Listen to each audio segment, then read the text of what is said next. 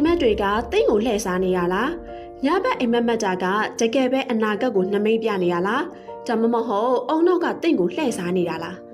တမိုင်းမှာနာမည်ကြီးရဲ့ဖြစ်ရတစ်ခုရှိခဲ့ပါတယ်။ အမေရိကန်သမ္မတအေဘရာဟမ်လင်ကွန်းဟာသူ့လုံခြံမခံရခင်3ရက်အလိုမှာသမ္မတတယောက်သေဆုံးသွားလို့ဇာပနာလုပ်နေတဲ့အိမ်မက်ကိုမှတ်ခဲ့ဘူးရဲဆိုတာသိသိပါသလား။ဒါပေမဲ့သိပ္ပံပညာအရတော့အိမ်မက်ဆိုတာအုံနောက်ကနေ့စဉ်ကြုံတွေ့နေရတဲ့မှတ်ဉာဏ်တွေစိတ်ခံစားချက်တွေကိုပြန်လည်စစ်စစ်နေတဲ့ဖြစ်ရတစ်ခုပါပဲ။ဥပမာစာမေးပွဲနည်းရေစာမေးပွဲကြတာမှတ်မယ်စိတ်ညစ်စရာရှိရင်တရေအိမ်မက်မှတ်မယ်ဒါကနမိတ်မဟုတ်ပဲတင့်ရဲ့အစိုးရိမ်စိတ်ကြောင့်ဖြစ်တာများပါတယ်ဒါပေမဲ့တချို့အိမ်မက်တွေကြတော့တိုက်ဆိုင်မှုလို့ပြောရလောက်အောင်ထူးဆန်းလွန်းနေပြန်ရောတင်ရောတကယ်ဖြစ်လာမယ်လို့ထိမှတ်ရလောက်တဲ့ထူးဆန်းတဲ့အိမ်မက်မျိုးမှတ်ခဲ့ဘူးလားဆိုတာကွန်မန့်မှာပြပြပေးခဲ့ပါအောင်နော်အခုလိုဘ ഹു တုတရဖွယ်ရာအကြောင်းအရာတွေကိုအမြဲတင်ဆက်ပေးသွားမှာမို့လို့သိလျာ channel လေးကို follow လုပ်ပေးခဲ့ကြပါအောင်နော်အဆုံးထိကြည့်ပေးရတဲ့အတွက်ကျေးဇူးတင်ပါတယ်ရှင်